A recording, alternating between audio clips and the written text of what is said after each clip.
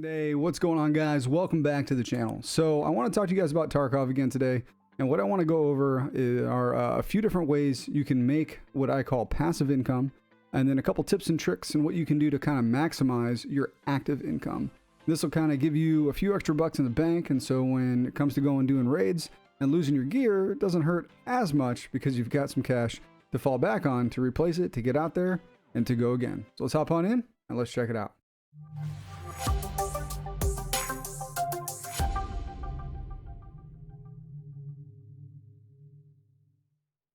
All right, dudes. So as I mentioned, we're going to talk about two different kinds of income. We're going to talk about passive income and your active income, and how to mainly maximize your active income. So for the passive side of things, passive income for me is money you can make without really leaving your hideout, leaving your main menus, I guess, if you will. And you're going to bounce between traders and the flea market to get the goods you need to make the stuff you want. And then you're going to go ahead and either flip it on the flea market or you're going to sell it. So a couple prereqs for your passive income stuff. You're gonna need to go to trading and make sure you've got a therapist on level 2. She is the one I go to for a certain item all the time. And then also for your hideout, you're gonna want to upgrade some things there. I completely undervalued my hideout when I started playing. I saw it and I was like, this is like a money sink for some cool stuff. I get some like extra buffs. It's like, you know, because I think when I came in here, I looked in like rest space and I was like, cool, I guess that's, you know, it's good for recharging, but like it wasn't really worth the cost. What I didn't realize was locked behind these other things were like a bunch of crafting recipes, if you will, and the ability to create stuff, right? So what you're gonna need to do is, I guess we can start in here. One of the things that I make a lot of my money on, and I have one ready here, is the magazine case. So I've got a spreadsheet where I actually have, I keep track of prices. Make this a little bit bigger so it's easier for you guys to see. Where I kind of keep stuff broken down. Here, let me slide this over. There you go. Just so I can kind of keep track of my percent gains, right? And so like for an example, a mag case, which is what I'm getting ready to flip now. I need 3 screw nuts, 3 bolts, a scissors, and a fuel tank. This is the price for each. This is how much total I have. So my total mats is 180K. And then I'll turn around and I will vendor this. I'm not going to list this on the flea market. I'm going to vendor it to Therapist for 318K. And so I made like 43%. Pretty good return. For the meds case, I'll go over this with you guys. A little bit different. For this one, I will barter the Therapist. These items here, so 7 blood sets, 7 syringes, and 2 Vaselines, and then go ahead and I will list that on the flea market. I think it cost me about 22K to list it, and so I make 34% with about 170K in profit. Condensed milk is another one that I find pretty good. For this one, I'll use sugar, which is about 24K each, or if I get lucky, I don't know exactly how to say it, but 2 of the chocolate bars is like Alconia or something. 2 of the chocolate bars sometimes will be significantly cheaper depending on the time of day, and you can take 2 of those and turn those into 1 sugar. And so if they're less than like 10K each, I'll just buy those, wait the extra time, turn those into the sugar, and then use the sugar I get from that to go ahead and make condensed milk. The condensed milk, I'll vendor that one. I'll vendor the 3 of them for 18.5 each, so about 55 grand, and I make about 41%. And then last but not least is wires. So for the wires, 2 T-plugs, 2 wires themselves. I know it sounds kind of weird. And then 1 tape. I take these, and these will make me 2 plugs. I then take the 2 plugs and I turn those into 8 wires. And then I'll sell the 8 wires at about 11 to 11.5K each, giving me a profit of 64%. So that's actually one of the better ones. It's not a ton of money, but for the return on it is great. Now, I can nitpick this if I wanted to and figure out crafting time versus fuel cost and blah, blah, blah, blah, blah, to really kind of get down to like, you know, the ruble, if you will. But in general, the rule here is it helps to kind of keep track of what you've got, where you're spending your money, and then how much you're going to get on the back end. Because if I'm going to do something like this and take a few hours to let it sit and craft, it's not going to be worth it for 10% or 20%. Usually I don't do anything less than 30% if it has a crafting time to it. But like the bartering stuff is pretty good. So for the bartering stuff, there's something else you can do to kind of maximize your income Here, I'll just get this one real quick because we're here, and I'm going to start another one. I stock a lot of this stuff. One of the other things I highly recommend doing is once you kind of have enough money in the bank, kind of wherever you live, since, you know, the market is global, figure out what works best for you for when prices are lowest, and buy a plethora of supplies to craft stuff. And then as things are done, you can start it again immediately, because sometimes, like if you go home from work and you go to buy stuff, you're gonna notice that everything is like super expensive. And so like for me, I'll typically buy stuff about 2 a.m. My time, and stuff is really low. So I buy super late at night, craft all day, and then I make my money. So I'm gonna start another one of these. These take just under 5 hours to make for the magazine case. And then this one's done as well. So I gave it the 2 plugs. I'm gonna get 8 wires. Got all those, and then I'll go ahead and I'm missing tape and T-plugs. I'll get those later. Whoa. And then again here, nutrition unit. Let's see. Get items. So I have the sugar. At one point, I will... Here, let's just go pick it up real quick. Pack of 3. Okay, that's fine. And now we will start this, and that'll do its thing. Awesome. Okay, cool. So once you have your stuff crafted, you go to your character, and this is where all the things are. So there's one more thing I'm going to do, and I want to show you guys bartering, because that's really, really, really important. So I already bought the blood sets and the syringes and the Vaselines, because you need 7 sets, 7 syringes, and 2 Vaselines for therapist to get a meds case. And the meds cases I think usually sell for about $500,000. These, what am I in for this one?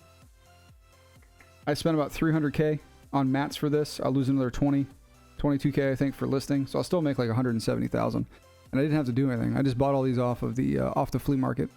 For items like Vaseline that have a use case or a use condition, you don't need to get one that's 10 out of 10. Find one that's 1 out of 10 is super cheap, that someone's just trying to get rid of, and pick it up, because you can use that to barter, and that's where it's important. So we'll go back here. I'm going to go back into my dealer, hit up the therapist. You know, obviously if I select the med case, here's all the items. Make sure you guys can see that. Here's all the items I needed. You can only do one of these per restock. I forget exactly how long her restocks are. I think this may be her restock timer. So I'm going to do this now, and I may be able to do this again in like 8 minutes, which will be cool. So deal. Got that. Here's the med case. And now I'll go ahead and put that on the flea market. But while I'm here, I'm going to sell the, what do you call it? The magazine case. Because again, 318K. If I go on the flea market, they sell for about 318K as well. Anything over 318, they typically don't sell very well. So we'll do that.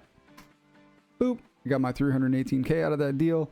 And I had put in about 180K maybe. It depends on how good the prices were last night. Sometimes you'll get really good prices. For example, screw nuts are typically about 6K a piece. Somebody had put on last night a package of 5 for 1,000. So I got 5 for 1,000. So like you can find those deals if you're really kind of quick on the auction house or on the flea market, and save yourself a lot of money. Okay. So I'll go ahead and flip back on that. We'll go back into character. Throw all my cash down here. And now I'll go ahead, and I have an extra syringe for next time. We will list our med case. These are up. These are up a lot.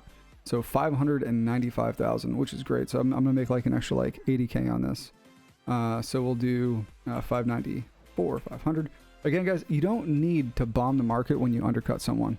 Undercut someone by a little bit just to get it up, you know, up on top, up above it, and then you're good to go. Okay. All right, let's filter by wires. So these wires here, you'll notice, you see how many auctions are available here. This tells me that 10,000 one's already gone. This tells me, and I'm guessing this one's going to dip out here pretty quick too. Yep, the 11,000 one's gone. I'll refresh that. 10,000 one's going to be gone.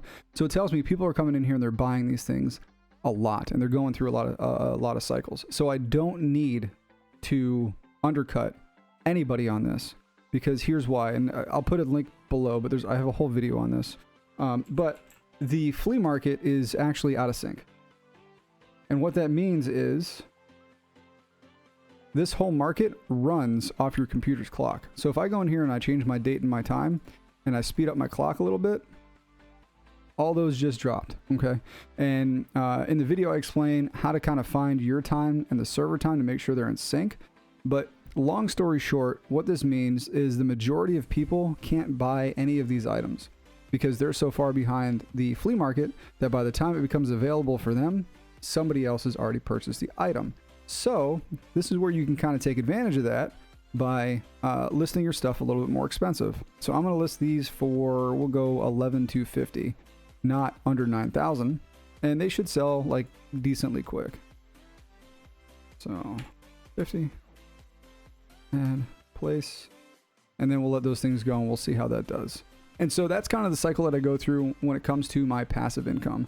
I buy what I need really, really late in the day when it's cheap or early morning, and then I craft, and then I either vendor it or I will sell it to on the flea market, depending on its cost. Those are kind of the two big ways for passive. Now, when it comes to your active income and making sure that you're getting everything you can out of a raid, what I've seen a lot of people do, like I watch a lot of streams, and I stream as well, twitch.tv/Cardo, self-plug. All right, I'm done. But what I notice is like someone will pick up a gun like this and they'll just like sling it to the vendor because they don't feel like being bothered. So one thing you can do is if you're coming back from a raid, if you have something like an AK that looks stock, like don't worry about it, is what it is.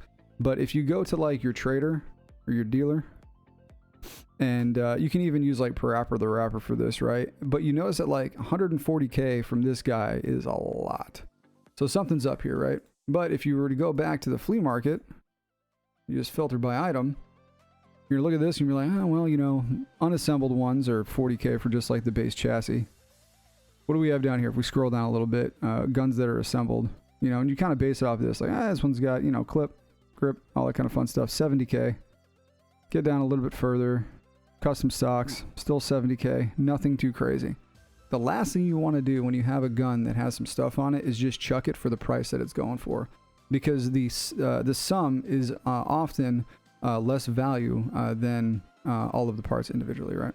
So you can do this a few different ways. If you inspect your weapon, you can come in here and then you can, you know, right click and search. So if we take a look, filter by item on the scope, you'll notice that like this scope itself is worth like between 40 and 50 G's just by itself, right? And so what I'll typically do when I have a really nice weapon is I just right click on it, I disassemble it in all of its parts, and then I'll start to search. And so looking at this just from experience, I'm guessing those two are worth something decent. This is probably worth a little something, and this. So I'm guessing these four parts will be worth quite a bit. And so we've got, I think, what was it, 40, 50K on that. If we take a look at the grip, another 40 or 50K on the grip. Take a look at the stock, 15K, that's not worth much. We take a look at the silencer, 55K. So between those, just those four pieces, you know, we've already got what, almost 200K, and that's not including the rest of the stuff that's on here. So I highly recommend being super careful when you come back from a raid with sweet weapons, to not just chuck the thing as a whole, but break it down, take a look at it, and see what you got. The other huge thing I see people do all the time is they'll take a mag and they'll sell a mag. Never do that. Always unload your ammo and see what was loaded inside of it. Especially when we're this far into a wipe, people will be using bullets. Some of these bullets, as you guys know, are worth 400 to 600 rupees a piece. And so you can have a mag worth like 30 grand just in the ammo, depending on the mag size. So always unload your ammo, and when you sell the gun, make sure you sell the gun without any bullets in it. All right, guys, so there you have it. You've got your passive income, things you can do when you're not in raid. You've got maximizing your active income, making sure you're not chucking good guns off to Narnia for pennies on the dollar. Really, hopefully this will help you guys, you know, make a few extra bucks, help with the gear fear, because, you know, when you've got a few million in the bank and you lose that, you know, the sweet gun that you're used to using, you just go buy another one. You don't sweat about it so much. And actually, I find myself having more fun in the game now that I've kind of figured out the ins and the outs of how to make a few bucks.